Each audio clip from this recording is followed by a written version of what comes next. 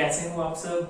मुझे उम्मीद है आप सब बहुत अच्छे हो, घर पे स्वस्थ हो और अच्छे से अपना काम रूटीन से कर रहे हो। ठीक है, तो यहाँ पे अब इस क्लास में हम बात करेंगे एक नए टॉपिक की जिसका नाम है रेजोल्यूशन ऑफ ए वेक्टर। ठीक है, कि हमें वेक्टर को कैसे रिजॉल्व करना है, कैसे ब्रेक करना है। अभी तक हम लास्ट क्लासेस में पढ़ के आए थे रिजल्टेंट, रिजल्टेंट एंड रिजल्टेंट। ठीक है, हमने जितने भी टॉपिक्स पढ़े, triangular law, parallelogram law, polygon law, vector addition, हमने 1 2 3 4 वेक्टर्स का कंबाइंड इफेक्ट देखा, दैट इज रिजल्टेंट। ठीक है, not an addition, not subtraction, combined effect देखा। ठीक है, that is resultant. Means 2 vectors, 3 vector, 4 कितने भी वेक्टर हो उनका कंबाइंड इफेक्ट क्या होगा, that is your resultant. But now in this class we are talking about a new topic that means resolution। ठीक है, resolution means resolve करना, break करना। अब हमें कुछ नहीं करना, वैसे ही टॉपिक है, थोड़ा सा चेंज क्या है, रिजॉल्व करना है। अब हमें एक वेक्टर गिवन होगा, उसको ब्रेक करना है 2 or more than 2 कंपोनेंट्स में। दैट ब्रेकिंग, दैट रेजोल्यूशन है ना, and that splitting is called the resolution of a vector. कि आपको एक वेक्टर गिवन है, उसको 2 3 4 कंपोनेंट्स में ब्रेक कर दो, that is resolution of a vector. ठीक है, अगर हम कंपोनेंट्स का कंबाइंड इफेक्ट देखें वो रिजल्टेंट है। अगर हम एक वेक्टर को ब्रेक कर दें, that is your resolution of a vector. So it is nothing but A splitting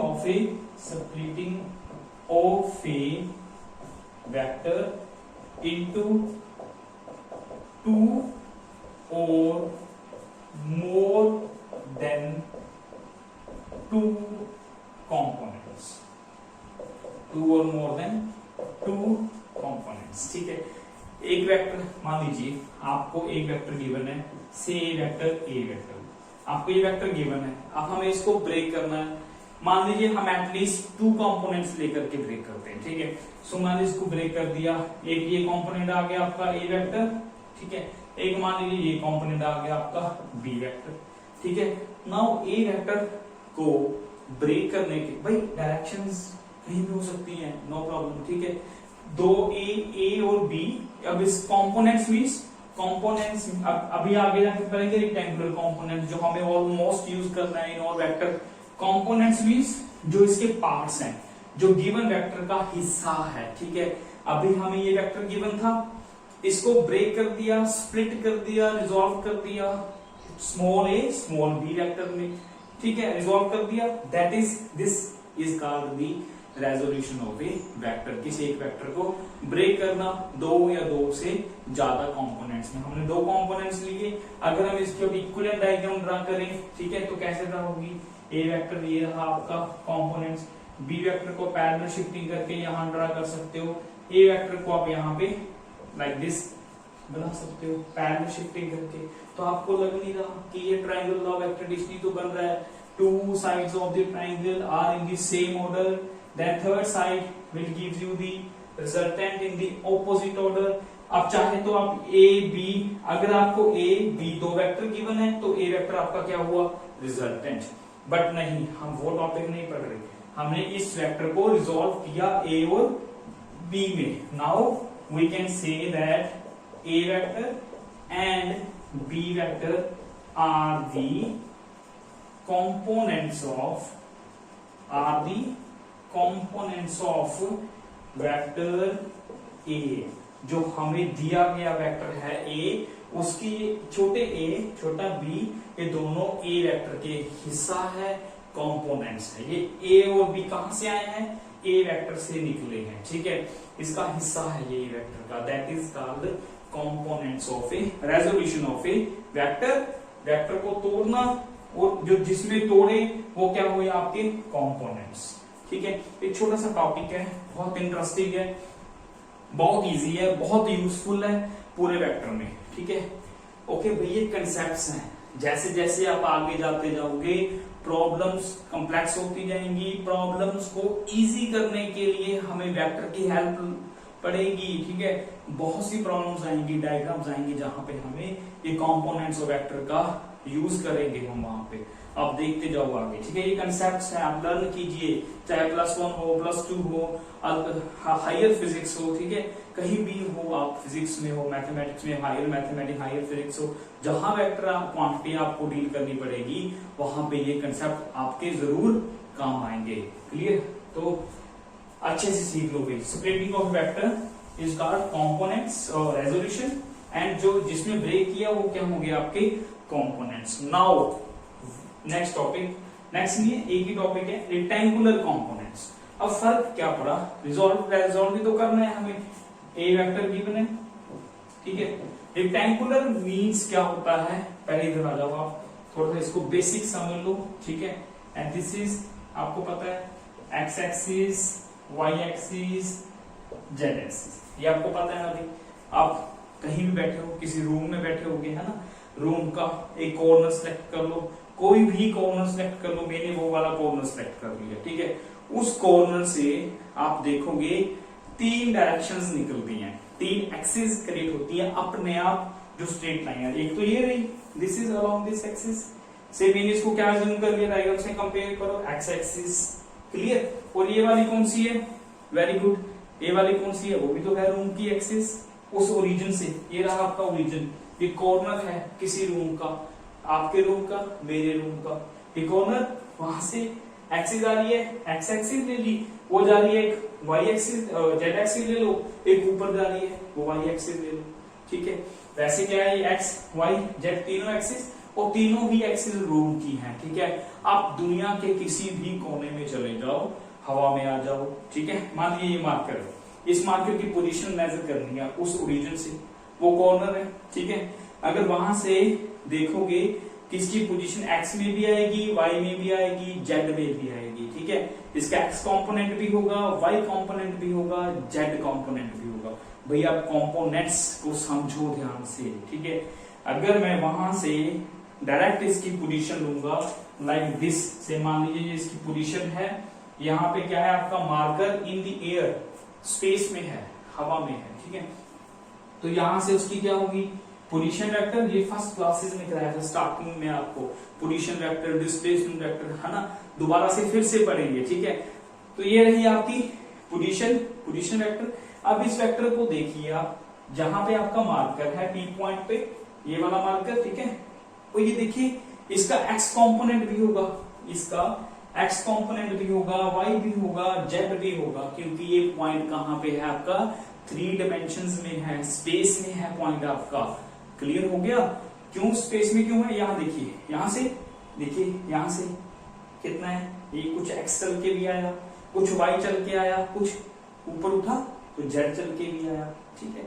यहाँ पे एक्स भी आया, इधर ओरिजिन से कुछ इधर है तो एक्स आया, कुछ उधर भी है, वाई भी आया, ऊपर भी है कुछ तो जेड भी आया, ठीक है। तो इसका एक्स कंपोनेंट भी होगा, वाई कंपोनेंट भी होगा, जेड कंपोनेंट भी होगा, इसकी पोजीशन का, इसके इनिशियल लोकेशन का, ठीक है। And then X component, Y component, Z component are called the rectangular components of a vector. Rectangular means क्या होता है आपका, रेक्टेंगुलर मींस सिंपली आप बोल सकते हो ऑर्थोगोनल, ठीक है, ऑर्थोगोनल बोल सकते हो, या आप इजी लैंग्वेज में बोल सकते हो परपेंडिकुलर कंपोनेंट्स, ठीक है। और परपेंडिकुलर कंपोनेंट्स ऑलवेज आपके कौन से हैं, एक्स वाई जेड, ये 3 हमेशा आपके परपेंडिकुलर ही रहेंगे। बट हमारा चल रहा है chapter motion in plane. Plane में क्या होता है आपके पास 2 डायमेंशंस, 2D होता है। 2 डायमेंशंस मींस हमें जेड की कोई जरूरत नहीं है, हमारे पास एक्स है, हमारे पास वाई है। अगर जेड आ जाएगा तो वो स्पेस बन जाएगी, मोशन इन 3 डायमेंशंस बन जाएगा, बट हम पढ़ रहे हैं मोशन इन प्लेन। क्लियर, तो एक्स वाई, तो इसका एक्स कंपोनेंट भी होगा, वाई कंपोनेंट भी होगा, जेड की तरफ जाने की जरूरत ही नहीं है, ठीक है। मान लिए यही लोकेशन है, उस बोर्ड का कॉर्नर आप ये ले लो, ओरिजिन है, ये ओरिजिन से देखिए एक्स एक्सिस भी आया, कुछ वाई भी आया, ठीक है। तो 2D में रहेगी ना, आसान है आपको समझाना, क्योंकि ये बोर्ड 2 डायमेंशंस है, अगर इसकी थिकनेस बहुत कम है तो यही है एक्स एक्सिस वाई एक्सिस। यहाँ पे कोई लोकेशन बना लो पी पॉइंट, इसकी लोकेशन ओरिजिन से कहां होगी, बोर्ड का ओरिजिन कॉर्नर पोजीशन x भी आया, कुछ y भी आया, clear. And these x y are always your rectangular components of a vector. बेटा क्लियर होगा आपको, ये x एंड y जेड भी रेक्टेंगुलर कंपोनेंट्स है, बट हमें वो कंसीडर नहीं करना क्योंकि हमें मोशन इन प्लेन की बात कर रहे हैं, टू डायमेंशंस की बात कर रहे हैं, ठीक है। तो x एंड y आपके क्या हुए, rectangular components of a vector. अब ये वेक्टर है, इसको ऐसे ब्रेक करना है दो कंपोनेंट्स में कि आपका एक कंपोनेंट कहाँ आए, x डायरेक्शन में, दूसरा कंपोनेंट जाए आपका y डायरेक्शन में। और या फिर x y को डिफाइन मत करो, या फिर इसके दो कंपोनेंट ऐसे होने चाहिए जो दोनों कंपोनेंट्स आपके क्या होने चाहिए, आपस में परपेंडिकुलर होने चाहिए, ठीक है। जो आपको ये वाला टॉपिक इंट्रोड्यूस करवाया था अभी वो A कहीं और था, B कहीं और था, जरूरी नहीं था कि वो परपेंडिकुलर हो या ना हो। प्रॉब्लम ऐसी भी आएगी जो प्रॉब्लम करेंगे तो वहां पे भी सोल्यूशन मिलेगा, हमें इजी सोल्यूशन मिलेगा, ठीक है। बट यहाँ पे कंडीशन लगा दी गई है कि आपके जो कंपोनेंट्स, जो भी कोई वेक्टर है, जब भी उसके कंपोनेंट्स बनाओगे वो कंपोनेंट्स आपके हमेशा परपेंडिकुलर ही होने चाहिए, and that components are called your rectangular components, ठीक है। When components are, very good, when components are, इसकी डेफिनेशन वगैरह नहीं करनी है हमें भाई, समझो, ठीक है।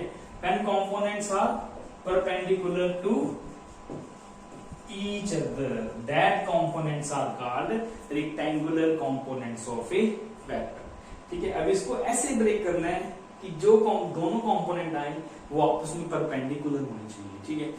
तो साथ साथ में भी यूनिट वेक्टर भी समझ लो, ये हमने पहले भी आपको इंट्रोड्यूस करवाया है। यूनिट वेक्टर जो वेक्टर पढ़ रहे थे, इंट्रोड्यूस कर रहे थे, यूनिट वेक्टर क्या होता है आपका, जो हमें डायरेक्शन देता है, ठीक है।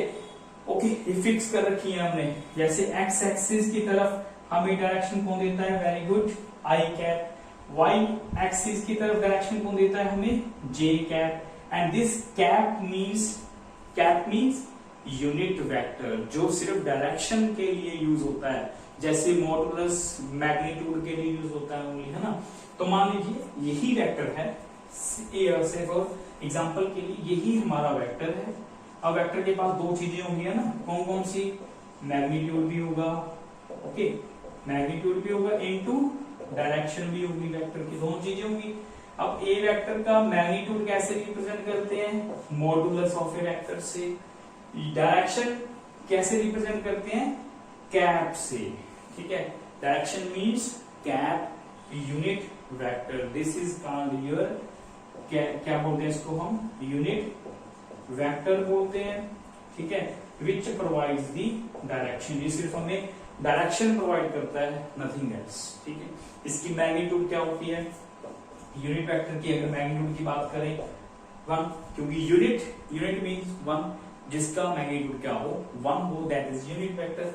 तो हम किसी भी वेक्टर को अगर एक्सपैंड करें तो हम लिख सकते हैं a into A cap, means magnitude means vector हट जाएगा, मैग्नीट्यूड बहुत बार समझाया लास्ट क्लासेस में, तो यूनिट वेक्टर रह जाएगा। सो दिस इज, हम लिख सकते हैं किसी भी वेक्टर को, क्लियर हो गया।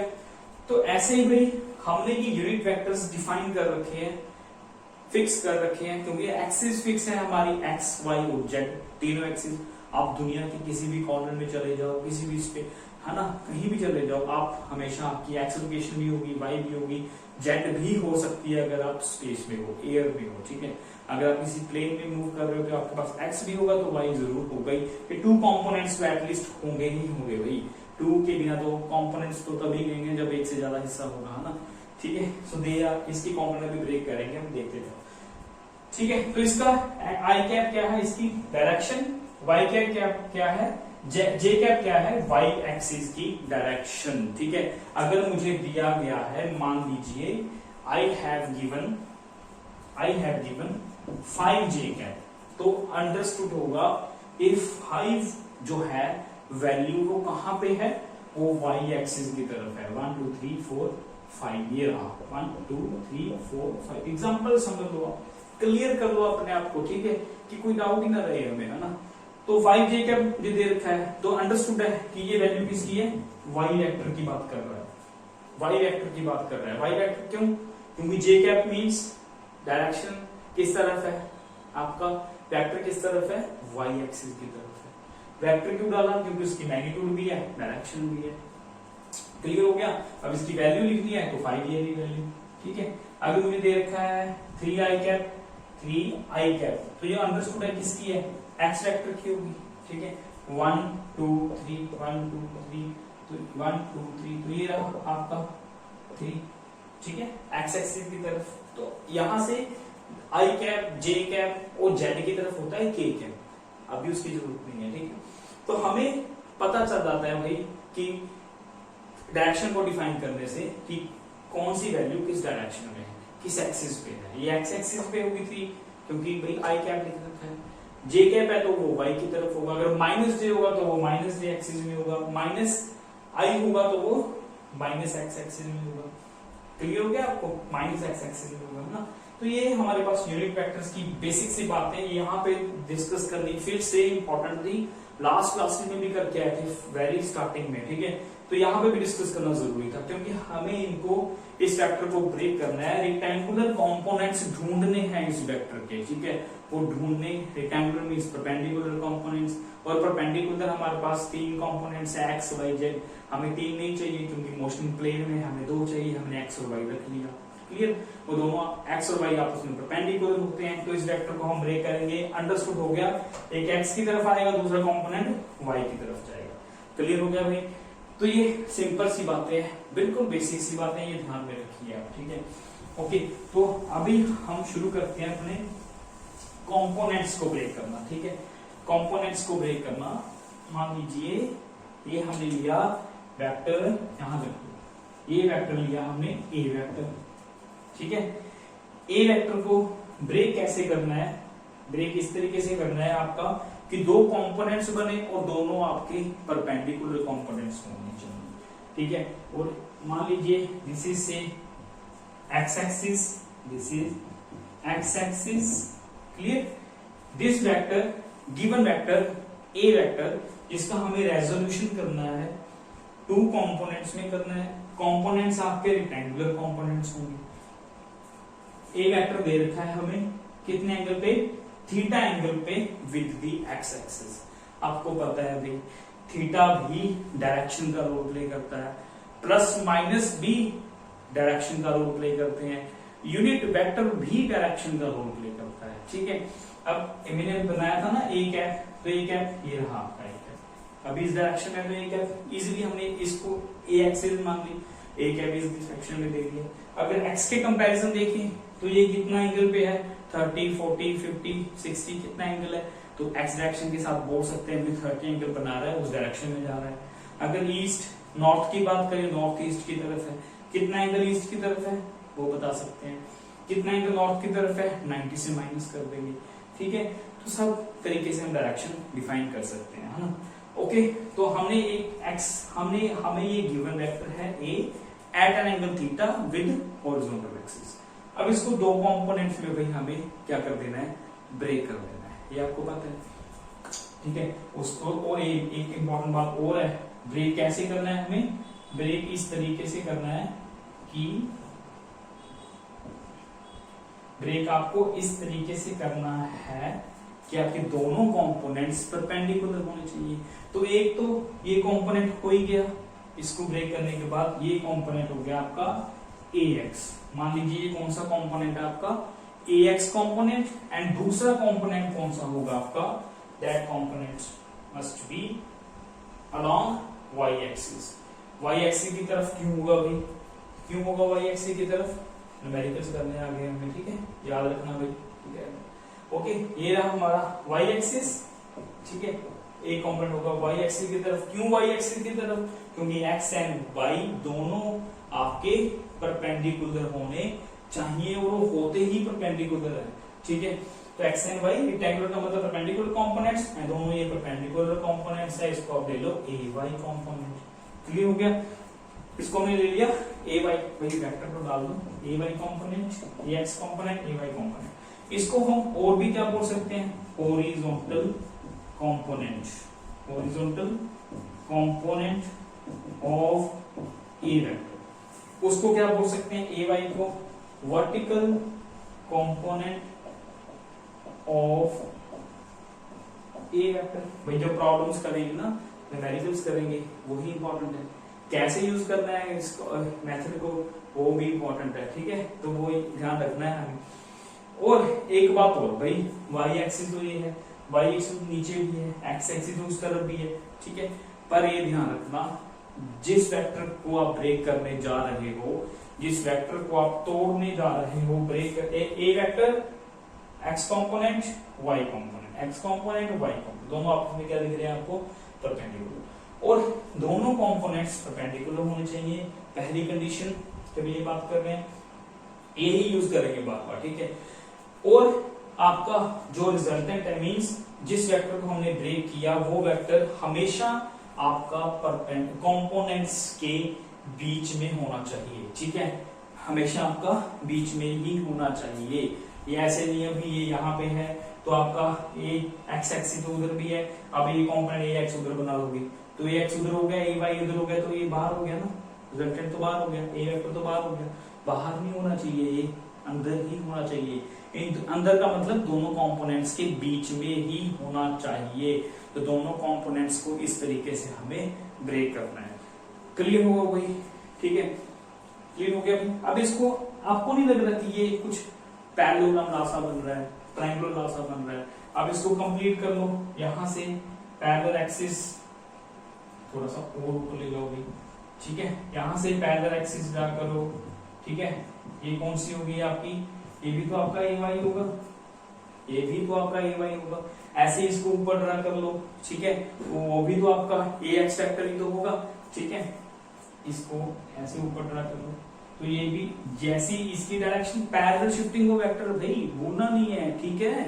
तो ए एक्स वेक्टर को उठा के यहां रख दिया, ठीक है। इसका डुप्लीकेट प्रोड्यूस कर लिया, ठीक है, उसका डुप्लीकेट प्रोड्यूस कर लिया, बट डायरेक्शन सेम है, एरो की लेंथ सेम है, मैग्नीट्यूड भी सेम रखनी है, डायरेक्शन भी सेम रखनी है, तो कोई फर्क नहीं पड़ता। एंगल 0 होना चाहिए, पैरेलल कंडीशन ऑफ वेक्टर, सारी बातें पीछे कर चुके हैं, ध्यान रखो अब बेसिक की तरफ। तो ये क्या बन रहा है आपका पैरेललोग्राम सा नहीं बन गया, है ना। अगर यहाँ पे बात करें ओ, इसको ले लो पी क्यू आर ले लो, ओपी क्यू, ठीक है। अब ये देखो ओपी क्यू, आपको लग रहा है ट्रायंगुलर ना बन रहा है, यस बन रहा है। Resultant two components, two vectors are in the same direction, same order, third opposite order. Parallelogram का बन रहा है, two adjacent sides represents the ax, ay two vectors. Diagonal of the parallelogram gives the resultant a vector, ठीक है।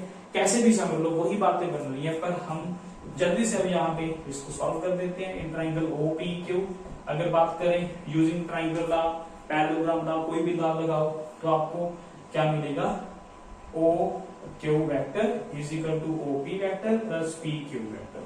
Two vectors OP plus PQ are in the same order. Resultant A vector जो given vector, अभी resultant नहीं है, ये given vector है, इसको break किया two components ने, लग रहा है वैसे ही कि resultant बन रहा है, बन रहा है OQ। तो OQ A vector is equal to AX vector plus AY vector। Clear हुआ आपको, ये वही तो बन गया कि ए वेक्टर को दो कंपोनेंट्स में ब्रेक किया, ए कंपोनेंट ए एक्स की तरफ, दूसरा कंपोनेंट ए का कंपोनेंट वाई की तरफ, ए का कंपोनेंट एक्स की तरफ, एंड एक्स एंड वाई हमेशा आपके परपेंडिकुलर होते हैं। That is why these components A X and A Y are called rectangular components of a vector. Clear हुआ भाई, ये दोनों इसके कंपोनेंट है। और एक बात और, यहाँ पे हम ऐसे भी तो लिख सकते हैं ए एक्स वेक्टर को क्या लिखोगे, वेरी गुड, ए एक्स वेक्टर को लिखेंगे, यहां पे सीख लो, ए एक्स वेक्टर को लिखेंगे A X magnitude into A X cap direction, ठीक है। और A X vector magnitude A X आ जाएगा, वेक्टर खत्म हो जाएगा, unit vector along X axis, unit vector along X axis, वो चाहे आर हो, पी हो, क्यू हो, कौन सा भी वेक्टर हो, जब एक्स एक्सिस की तरफ आ गए ना तो वो कौन सा डायरेक्शन है, आई कैप है। तो इजी टू अंडरस्टैंड, हमें ये बार बार लिखना पड़ेगा, इसकी वजह पे हमने आई कैप लिख लिया तो पता चल गया एक्स एक्सिस की तरफ है, और है भी एक्स एक्सिस की तरफ, तो क्या लिख दिया हमने ax i कैप। सिमिलरली हम ay को क्या लिख सकते हैं, magnitude direction ay j cap. तो यही तो हमें सिखाना है अभी आपको, x कंपोनेंट, y कंपोनेंट, जिसके साथ i कैप लगा होगा वो कौन सा कंपोनेंट होगा, x कंपोनेंट, जिसको हम वहां लिखा है डायग्राम में हॉरिजॉन्टल कंपोनेंट भी बोलते हैं, इसको क्या बोलेंगे y कंपोनेंट। दोनों कंपोनेंट आपस में क्या है, परपेंडिकुलर है, that is why rectangular components. ठीक है बेटा, ये छोटी छोटी सी बातें हैं जो हमें लर्न करनी है भाई। आगे चल के हम वेक्टर को इसी फॉर्म में पढ़ेंगे। आपको वेक्टर दे रखा होगा, vector is equal to 3i cap 5j cap, ठीक है, हो सकता है पीछे k कैप भी आ जाए, ठीक है, प्रॉब्लम सॉल्व करते वक्त, ठीक है।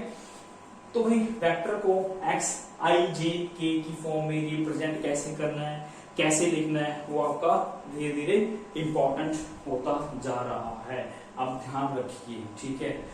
चले आगे चलते हैं, ठीक है। आगे हमें अब फाइंड करना है ax, डायरेक्शन तो चल गई i कैप j कैप। अब ax की वैल्यू कितनी है अभी, ax की मैग्नीट्यूड कितना है, ay का मैग्नीट्यूड कितना है, ये हमें फाइंड आउट करना है। क्लियर, तो आप इसको अभी इरेज कर दो। अब मैं लिख सकता हूं इजीली, वेरी गुड, इजीली हम लिख सकते हैं vector is equal to ax i cap ay, clear, हम ऐसे लिख सकते हैं। ओके, तो हम पता करने जा रहे हैं हम क्या, ax की वैल्यू क्या होगी, ay की वैल्यू क्या होगी, ठीक है। हमें गिवन क्या है, given that a vector and theta, हमें ये दोनों गिवन है। हमें फाइंड क्या करना है, ax एंड ay, इजीली पता कर सकते, इसको पूरा करना है, कंप्लीट करना है। ax a वेक्टर तो गिवन ही है, जितना भी होगा, ax वैल्यू कितनी होगी। चलिए फिर से ट्राइंगल में, इन ट्राइंगल चलते हैं, ओ पी क्यू में, ठीक है। ओ पी क्यू में साइन थीटा पता कर लो, तो साइन थीटा क्या आएगा, आपको पता है भाई, एंगल के सामने परपेंडिकुलर 90, ये वन एंगल 90 है, थोड़ा एक्सटेंड करो, टेल से टेल मिलाना है एंगल देखते वक्त वेक्टर्स के बीच, या हेड से हेड मिले है ना, ये 90, तो ये कौन सा हुआ, साइड कौन सी हुई, हाइपोटेन्यूज, तो ये आपका क्या हुआ, बेस हुआ, ठीक है। साइन पता कर लो, साइन क्या होता है, परपेंडिकुलर कौन, हाइपोटेन्यूज। परपेंडिकुलर कौन सा आपका, कौन सी साइड है, ये पी क्यू साइड है ना, कौन सी साइड है आपकी, पी क्यू, पी क्यू, और हाइपोटेन्यूज क्या है आपका, ओ क्यू। वैल्यू देखनी है, डायरेक्शन की जरूरत नहीं है। पी क्यू क्या है आपका, ए वाई, सॉरी ए एक्स नहीं, ए वाई। ओ क्यू कितना है आपका, ए, वेक्टर नहीं डालना भाई, ठीक है, वैल्यूज डालनी है ए, तो हम वैल्यूज ही तो पता कर रहे हैं, डायरेक्शन पता करेंगे, रुक जाइएगा, ए साइन थीटा, ये आपका वाई कंपोनेंट आ गया। इसी ट्रायंगल से आप cos थीटा पता कर लो। cos थीटा क्या होता है भाई, बेस अपॉन हाइपोटेन्यूज। बेस कितना है आपका, ओपी, हाइपोटेन्यूज कितना है, ओक्यू, ओपी कितना है, ax जो हमें चाहिए, ओक्यू कितना है, a, तो ax कितना आ गया आपका, यहां से यहां लिख लो, ax कितना आ गया आपका, a cos थीटा, ये रहा आपका a cos थीटा, ये रहा आपका a sin थीटा, दोनों कंपोनेंट्स आपके आगे, तो हम यहां लिख लेते हैं, ठीक है। तो ax कितना होगा आपका, very good, a cos theta, ay आपका कितना होगा, भाई बड़ा सिंपल है, इसको बार बार समझाने की क्या जरूरत है यार, साइन पता करो, कॉस पता करो। एक कंपोनेंट आ गया cos थीटा, दूसरा कंपोनेंट आ गया आपका sin थीटा। क्लियर हो गया आपको, ठीक है, उम्मीद है क्लियर हो रहा होगा, बड़ा इजी टॉपिक है, ठीक है। आगे चल के इसको फटाफट यूज करेंगे जो प्रॉब्लम्स की बात करेंगे, ठीक है। ये दोनों दिमाग में रखेंगे, क्योंकि हमें यही तो है रेक्टेंगुलर कंपोनेंट्स, यही तो है ax ay रेक्टेंगुलर कंपोनेंट्स, उनकी वैल्यू क्या है, cos एंड sin। तो आप अपने माइंड में एक छोटी सी बात दिमाग में, दो बातें दिमाग में रखनी है कि जो कंपोनेंट्स रेक्टेंगुलर कंपोनेंट्स, ये आपकी डायरेक्शन जरूरी नहीं है एक्स वाई की तरफ हो, ये आपकी डायरेक्शन ऐसे भी तो हो सकती है, एक ऐसे ही हो, दूसरा परपेंडिकुलर बन जाए, वेक्टर बीच में रहे, ठीक है, ये भी तो 90 डिग्री है, ठीक है, ओके, क्लियर हो गया। ये आपका वेक्टर ए हो, ये आपका ax हो, ये आपका ay हो, ऐसे भी तो हो सकती है डायग्राम, ठीक है भाई। तो अपने दिमाग में हमें रखना क्या है हमेशा के लिए, ये ध्यान रखना है कि जिस वेक्टर को ब्रेक कर रहे हो, स्प्लिट कर रहे हो, रिजोल्व कर रहे हो दो कंपोनेंट्स में, वो दोनों कंपोनेंट्स एक तो आपके हमेशा परपेंडिकुलर होने चाहिए, और जिसको ब्रेक कर रहे हो वो दोनों कंपोनेंट के बीच में होना चाहिए। ठीक है, ये फर्स्ट बात है, बहुत इंपॉर्टेंट। दूसरी बात इंपॉर्टेंट क्या है, जिस तरफ एंगल है, और जो मेन इंपॉर्टेंट बात है, जिस तरफ एंगल है उस तरफ जो भी कंपोनेंट होगा, भाई जो ये डायग्राम बनाई थी ना हमने, टेढ़ी मेढ़ी डायग्राम, वहां पे जरूरत पड़ेगी। ये तो पता चल रहा है कि एक्स एक्सिस की तरफ है, एंगल ये रहा थीटा।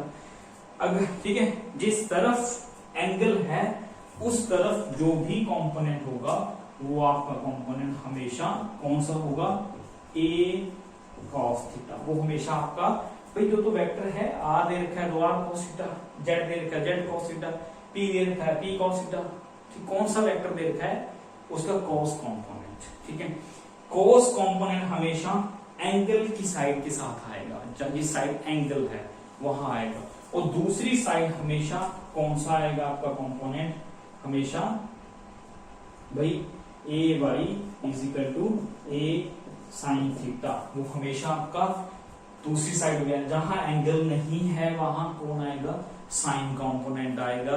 ये छोटी छोटी सी बातें अपने माइंड में रखो, ताकि जैसे हम आगे बढ़ते जाएं, जब प्रॉब्लम्स करेंगे कंपोनेंट वेक्टर को यूज करेंगे, तो आपको इजी से आपकी प्रॉब्लम सॉल्व होती रहे। ठीक है बेटा, तो एंगल वाली साइड के साथ कॉस कंपोनेंट, दूसरी वाली साइड के साथ साइन कंपोनेंट। क्लियर हुआ? आई होप क्लियर हो रहा है सबको। ठीक है भाई, अगर ये थीटा उठा के मैं यहां ले जाऊं तो ये कॉस बन जाएगा, ये साइन बन जाएगा, सिंपल। ठीक है, ओके, तो ये क्लियर हुआ आपको कंपोनेंट्स, है ना। तो नेक्स्ट हम चलते हैं। अब यहां से ना, अगर हमें कंपोनेंट्स दे रखे हो, हम यहां से ए की वैल्यू निकालते हैं। इसको आप ले लो इक्वेशन नंबर 1, इसको आप ले लो इक्वेशन नंबर 2। तो क्या करो, स्केलिंग एंड एडिंग 1 एंड 2 को स्केलिंग एंड एडिंग कर दो। तो क्या होगा भाई, A X square A Y square, पहले स्केलिंग कर दी इक्वेशन की, फिर ऐड कर दिया। A X square A Y square left side पे ऐड होगी, A square cos square theta plus A square sine square theta. तो यहां से स्केयर क्या आ गया common, cos square theta plus sine square theta, and what is the value of this 1। ठीक है, तो आपका ए स्केयर कितना हुआ भाई, A X square A Y square. तो ए की वैल्यू कितनी आई आपकी, ए एक्स प्लस ए वाई, ये रहा आपका ए। ठीक है, तो ए वेक्टर जो हमने अभी अभी यहां लिखा हुआ था वेक्टर फॉर्म में, A X I cap A Y J cap. तो अगर हमें उस गिवन वेक्टर की मैग्नीट्यूड चाहिए ना, तो हमें बहुत इजी है। क्या करना है आपको मैग्नीट्यूड निकालते वक्त, ये रहा, this is the magnitude of vector A X का स्क्वायर ए वाई का square square root. Simple simple भाई। ठीक है, मींस मुझे मान लीजिए ए वेक्टर गिवन है 3i कैप 4j कैप, मान लीजिए गिवन है 3i कैप 4j कैप, मुझे ये गिवन है। तो I want to find a vector magnitude, मुझे ये फाइंड करना है, इसकी वैल्यू चाहिए। तो कुछ नहीं करना, x कंपोनेंट की स्क्वायर, y कंपोनेंट का स्क्वायर, 9 16 सबका स्क्वायर रूट, कितना आ गया 25 स्क्वायर रूट, कितना आ गया आपका 5। तो a की वैल्यू कितनी आ गई पता है, 5 आ गई। कितना इजी है ना, कितना इजी है।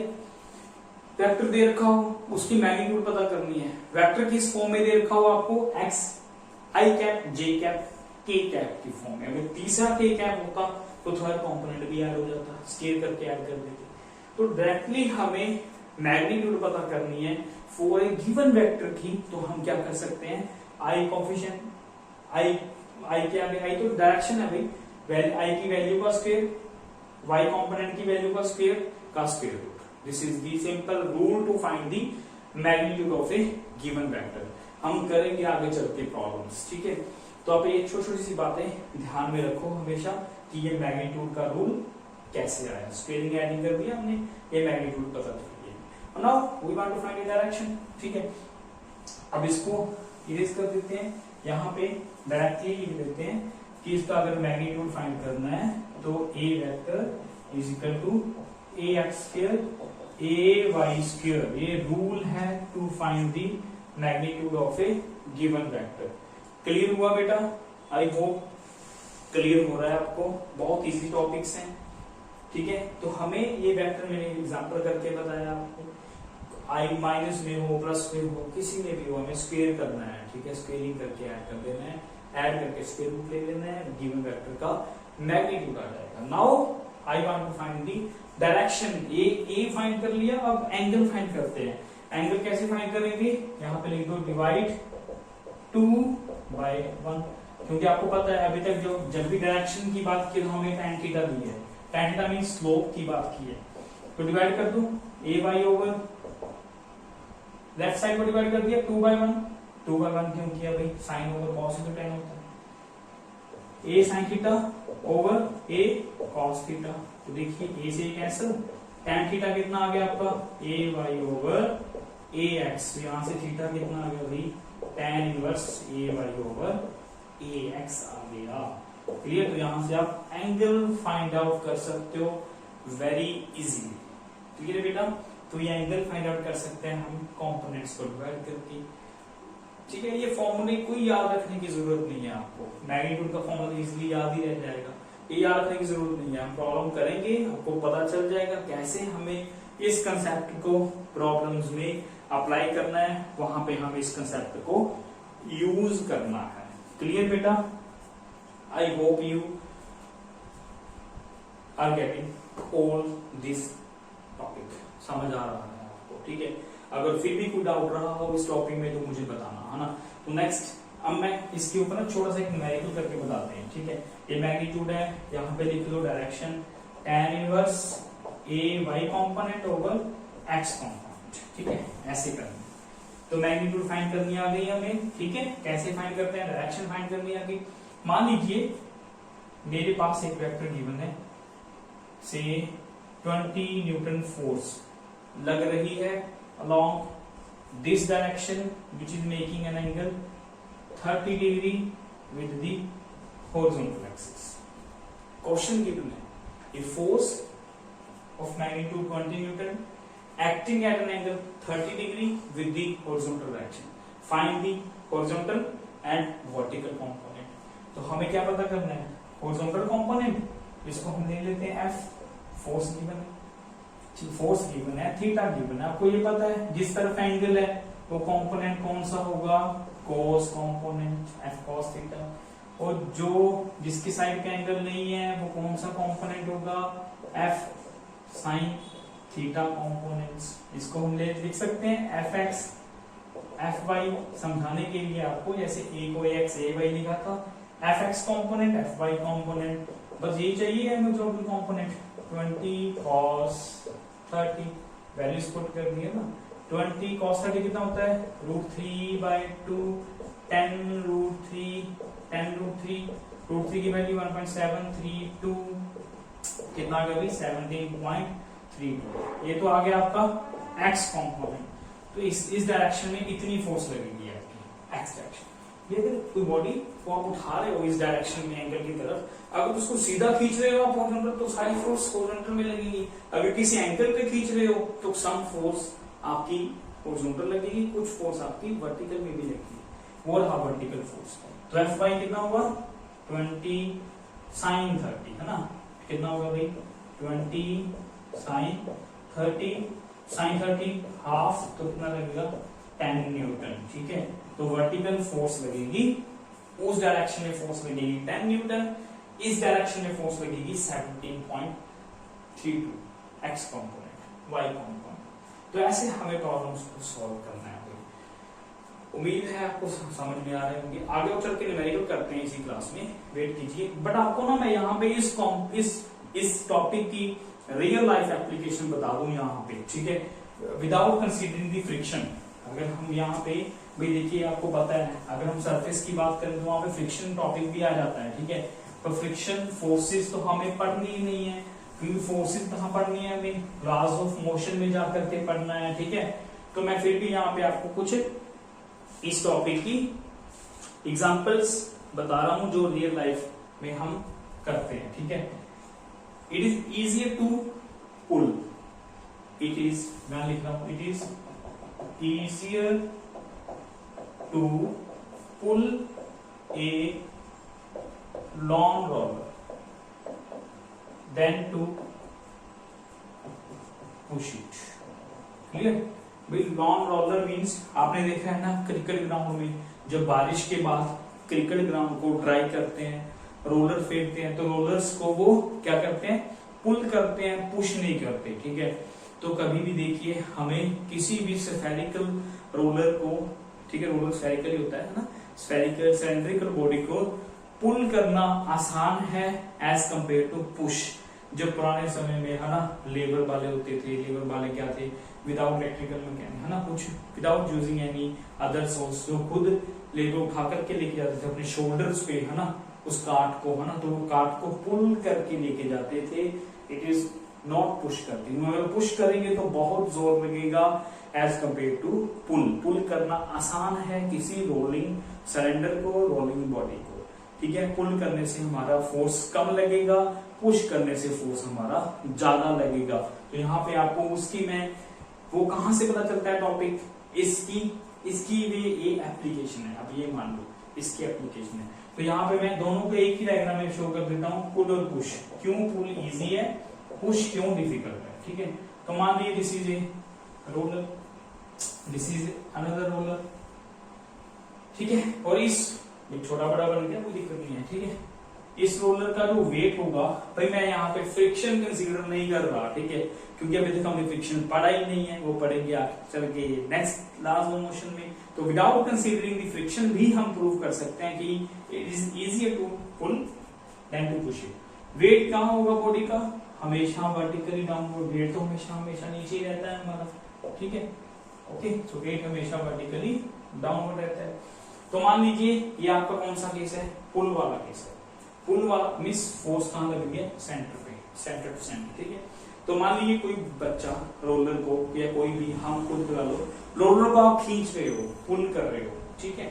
तो पुल कर रहे हो तो मींस फोर्स आपकी क्या लगेगी, किसी एंगल पे फोर्स लगेगी। This is the applied force, जो आप फोर्स अप्लाई करने जा रहे हो, दिस इज अप्लाइड फोर्स। ये क्या फोर्स लग रही है आपकी, हॉरिजॉन्टल के साथ मान लीजिए थीटा एंगल बना रही है, पुल फोर्स, ठीक है। और ये कौन सा है आपका पुश केस, पुश मीन्स कोई सेम, मान लीजिए सेम एंगल से इसको हम क्या दे रहे हैं, यहाँ पे पुश कर रहे हैं, मीन्स हम इसको धक्का दे रहे हैं। This is pull. भाई पुल पुश वैसे तो बात करेंगे हम न्यूटन्स लॉ में, ठीक है, डायनामिक्स में, बट यहाँ पे जस्ट आपको इस टॉपिक की अंडरस्टैंडिंग हो जाए, डाउट इन बच्चे की कैसे यूज करते हैं, कैसे अप्लाई करते हैं, ये भी सीख लो ताकि हम न्यूमेरिकल इजी से कर सकें, है ना। ये पुल केस है। अब देखिए दोनों, जो यहाँ पे दो फोर्सेस हैं, फ्रिक्शन कंसीडर है, यहाँ पे देखिए इस डायरेक्शन में पुल कर रहे हैं, है ना, तो यहाँ पे देखिए थीटा एंगल पे पुल कर रहे हैं, तो ऑब्वियसली ये दोनों फोर्सेस, देखिए एक बात और याद रखिए, बेसिक सी बात है, जब भी आपको किसी प्रॉब्लम में बहुत सारी फोर्सेस दे रखी हो एक साथ, यहाँ तो दो ही आ रही है, ठीक है, आगे जाकर के रिएक्शन भी आएगी, फ्रिक्शन भी आएगा, बहुत सी प्रॉब्लम, मतलब फोर्सेस एक प्रॉब्लम में काफी बढ़ जाएंगी, ठीक है। और वो फोर्सेस को हमें नेट रिजल्टेंट फाइंड करना होता है। तो रिजल्टेंट तब फाइंड होगा या तो वो फोर्स सारी पैरेलल हो, या सारी फोर्सेस परपेंडिकुलर हो, या आपकी एंटी पैरेलल हो। वो एक इसी को इसी ये देखिए, ना तो पैरेलल है, ना परपेंडिकुलर, ना पैरेलल, ठीक है। तो हमें क्या करना है, इसको कंपोनेंट्स में ब्रेक करना पड़ेगा ताकि आपकी जो है फोर्सेस पैरेलल आ जाए, परपेंडिकुलर आ जाए, या एंटी पैरेलल आ जाए। देखिए यहाँ पे कोई अनडिफाइंड फोर्स, डिफाइंड फोर्स है बट अनडिफाइंड एंगल, पता नहीं है दोनों के बीच कितना एंगल है, 90 पर थीटा है, थीटा ही नहीं पता ना कितना है, तो इसलिए नहीं पता। तो आप क्या करो, इसमें ब्रेक करो, एंगल के साथ एफ कॉस थीटा कंपोनेंट, वो दूसरा कहाँ जाएगा, ऊपर जाएगा। ऊपर क्यों जाएगा, क्योंकि आप जिसको ब्रेक कर रहे हो वो दोनों के बीच रहना चाहिए। And this is F sine theta components. Clear हुआ बेटा? तो बस अब इसको हटा दो, एफ भाई जिसको इसको ब्रेक कर दिया तो या तो ये दोनों कंपोनेंट्स को यूज करो या इस अकेली को यूज कर लो, ठीक है, क्योंकि इस दोनों का कंबाइंड इफेक्ट ही तो फोर्स है, ठीक है, दोनों को मिला के ही तो ये फोर्स बन रही है। इसको हटा दो, अभी इसका यूज नहीं करना अभी। देखिए 3 फोर्सेज आ गई, 2 से 3 बन गई, एक इस डायरेक्शन में, 2 ऑपोजिट, ठीक है, ऑपोजिट। तो देखिए आपकी तीनों फोर्सेज क्या हो रही है, एंटी पैरेलल, ये परपेंडिकुलर, सॉल्व हो गया, एंगल पता चल गया। तो ऐसे हमें ब्रेक करना है फोर्स को या किसी भी वेक्टर को जब हमें एंगल क्लियर ना हो। तो हमें एंगल देखिए क्लियर हो गया, ये आपका 90 का है, ये आपका दोनों के बीच 90 का है, ये दोनों के बीच 180 का है। या तो वो 0 डिग्री पे आएंगे या 180 पे या 90 पे आएंगे, हमेशा आएंगे, ऐसे ही होगा भाई, ठीक है। तो हम ऐसे पुल कर रहे हैं तो ये फोर्स आपको हेल्प कर रही है टू मूव फॉरवर्ड डायरेक्शन, ठीक है, ये आपको फॉरवर्ड डायरेक्शन में मूव करने के लिए। भाई जब किसी चीज को ऐसे खींचोगे तो वो थोड़ी फॉरवर्ड तो मूव होगी, तो इस डायरेक्शन में मूव हो रही है इस कंपोनेंट की हेल्प से। और ये कंपोनेंट क्या कर रहा है आपका, कुछ वेट को रेड्यूस कर दे रहा है, क्योंकि equivalent both forces are in opposite direction, ठीक है। तो ऑपोजिट डायरेक्शन के कारण जो नेट वेट होगा, नेट वेट, एक्चुअल वेट कितना है आपका mg, उससे कुछ फोर्स, कुछ कंपोनेंट आपका माइनस हो जाएगा, तो आपका नेट वेट जो है वो एक्चुअल वेट क्या था हमारा, एक्चुअल वेट mg था, तो mg से कुछ कंपोनेंट माइनस हो गया। क्यों माइनस कर दी, क्योंकि आपको पता है ऑपोजिट डायरेक्शन में 2 वेक्टर्स आपस में क्या होते हैं, सबट्रैक्ट होते हैं, वेरी गुड। सेम डायरेक्शन में ऐड होते हैं, पढ़ते आ रहे हैं, ठीक है। सबट्रैक्ट कर दिया ये वाला कंपोनेंट, तो नेट वेट आपका कम हो गया, रिड्यूस हो गया। तो जब पुल करोगे तो आपको बॉडी लाइट फील होगी, उसका एक्चुअल वेट जितना भी होगा आपको उतनी फोर्स नहीं लगानी पड़ेगी, उससे कम फोर्स लगानी पड़ेगी, क्योंकि हमें बॉडी क्या लगने लगी, लाइट लगने लगी, हल्की लगने लगी। So this is the pull case. अब पुश की बात करें अगर, ठीक है, अब अगर हम पुश केस की बात करें तो ये रही हमारी अप्लाइड फोर्स, ठीक है, और हमें ये देखना पड़ेगा कि ये वाला पता है आपको हॉरिजॉन्टल एक्सिस है, ठीक है, और यहां से जब फोर्स आ रही है, अप्लाई करती आ रही है, यहाँ पे हेड जा रहा है, इसका हेड यहां जा रहा है, हेड से टेल मिल रहा है, नहीं, एंगल देखते वक्त हेड से हेड मिलाओ या टेल से टेल मिलाओ, यहां तो था भाई टेल से टेल, फोर्स की वेट की टेल से टेल मिल रही थी, इसलिए एंगल हो गया थीटा जो के साथ लिया हमने, ठीक है। पर यहाँ पे एंगल मान लीजिए यार ये एंगल थीटा है, तो थोड़ा सा आगे एक्सटेंड कर दो, ये रही हमारी फोर्स, ये पुशिंग फोर्स है, पुश कर रहे हैं हम, धक्का दे रहे हैं, अब उसको खींच रहे थे, अब उसको हम धक्का दे रहे हैं, ठीक है। अब धक्का दे रहे हैं, देखिए कौन सा इजी है, चेक करते हैं, ठीक है। ये पुश किया हमने, मान लीजिए किस एंगल पे पुश किया, थीटा एंगल पे। इफ दिस इज थीटा यार, then this is also theta, ठीक है। कौन से हो गए, अल्टरनेट एंगल्स हो गए ना। अब इसको फिर से ब्रेक करना पड़ेगा, क्योंकि ये 2 फोर्सेज हैं, F और mg, ये दोनों ही तो हैं, इन दोनों को सॉल्व करना है, इन दोनों के बीच एंगल कितना है पता ही नहीं, थीटा नहीं पता कितना है, इसको ब्रेक करो तो ये कौन सा कंपोनेंट होगा भाई, F, थीटा के साथ वाला cos कंपोनेंट, बी नीचे वाला कौन सा होगा, F sin थीटा। यहाँ क्यों आया sin थीटा, यहाँ क्यों आया cos, क्योंकि थीटा के साइड वाला cos कंपोनेंट, ऑपोजिट दूसरी साइड वाला sin कंपोनेंट, तो दोनों आपस में परपेंडिकुलर होने चाहिए, यस परपेंडिकुलर है। और ये देखिए ये वेट में ऐड हो गया आपका कंपोनेंट, तो यहाँ पे आपका नेट वेट यहाँ पे कितना बन गया आपका, mg प्लस F sin थीटा, दोनों आपके कंपोनेंट्स ऐड हो गए इन दी सेम डायरेक्शन। तो एक्चुअल वेट से मीन्स आपका जो नेट वेट है, यहाँ पे net weight increases by its actual weight, ठीक है। तो वह एक्चुअल वेट से नेट वेट आपका बढ़ गया भाई, ठीक है, इंक्रीज हो गया आपका एक्चुअल वेट से नेट वेट, क्यों, ऐड हो रहा है साइन कंपोनेंट, आप देख सकते हो। और इस डायरेक्शन, इससे क्या हो रहा है आपका, F cos थीटा कंपोनेंट से क्या हो रही है बॉडी आपकी, जब धक्का दोगे तो बॉडी उस डायरेक्शन में जाएगी, उस डायरेक्शन में जा रही है body, so this is move forward, ठीक है। तो इस डायरेक्शन में मूव फॉरवर्ड, आगे बढ़ने के लिए काम आएगा। ये 2 प्रॉब्लम है भाई, प्रॉब्लम एक ही है, मींस 2 केस हैं, ठीक है, पुल केस, पुश केस। तो that is why it is easier to pull than to push a long roller, क्योंकि पुल करते वक्त हमें नेट वेट एक्चुअल वेट से कम फील होता है, बट पुश केस में हमें वेट ज्यादा फील होता है बॉडी का, तो हमें पुल करना आसान है। ये विदाउट फ्रिक्शन किया हमने, आगे चल के जो फ्रिक्शन बढ़ेंगे तब वहां पे भी ऐसा ही केस करेंगे दोबारा से, ठीक है।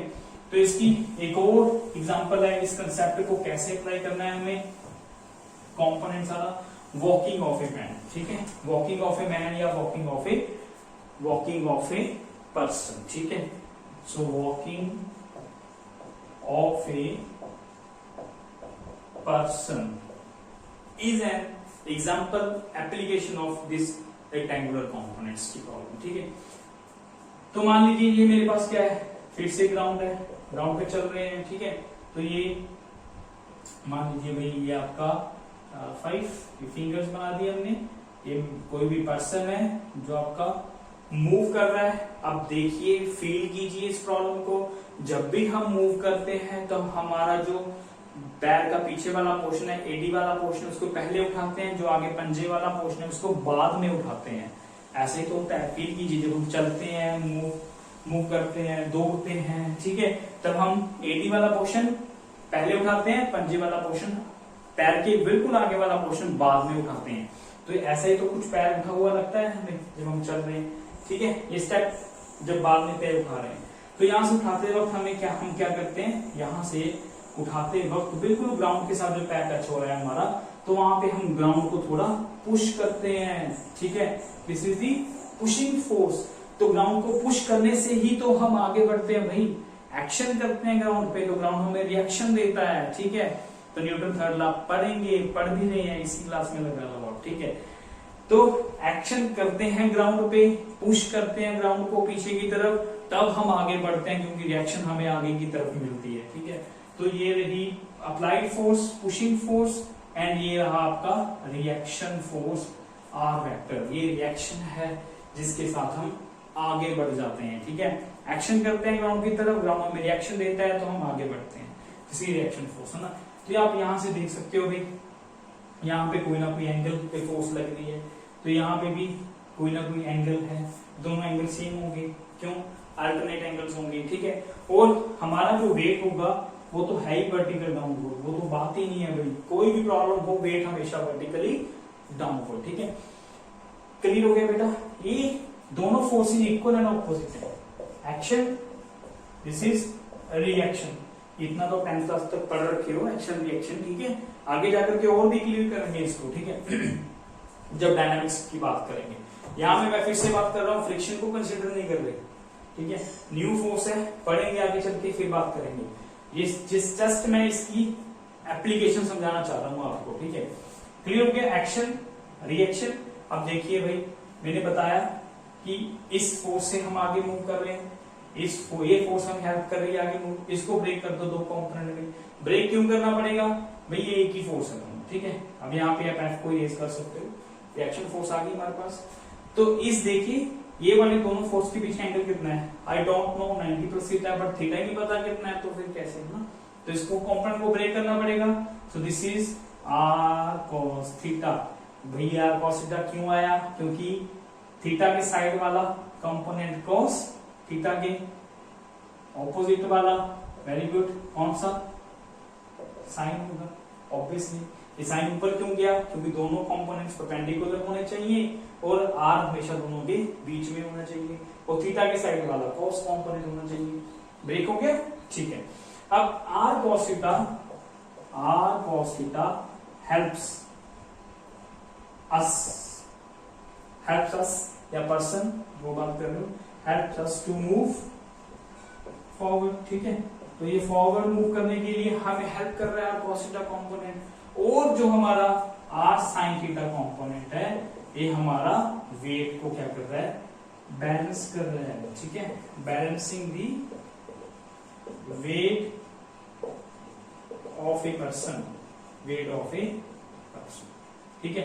ये पर्सन के वेट को बैलेंस कर रहा है, और ये कंपोनेंट हमें आगे की तरफ बढ़ने के लिए हेल्प कर रहा है। तो ऐसे हम वॉकिंग करते हैं, किस कंपोनेंट के साथ वॉक करते हैं हम, आर कॉस थीटा, चाहे आर की जगह पे आप लिख सकते हो एफ कॉस थीटा, क्योंकि दोनों इक्वल है, एफ कॉस थीटा। तो इस कंपोनेंट से हम आगे की तरफ बढ़ना शुरू करते हैं। ठीक है, तो ये छोटी छोटी सी एप्लीकेशंस हैं इस कंसेप्ट की। ठीक है बेटा, क्लियर हुआ आपको? तो नेक्स्ट क्लास में हम बात करेंगे कंपोनेंट्स ऑफ वेक्टर्स के, डिफरेंट टाइप्स ऑफ न्यूमेरिकल्स की, how to find the magnitude of a vector, how to apply this components of a vector problem. ठीक है, till then good luck, thank you.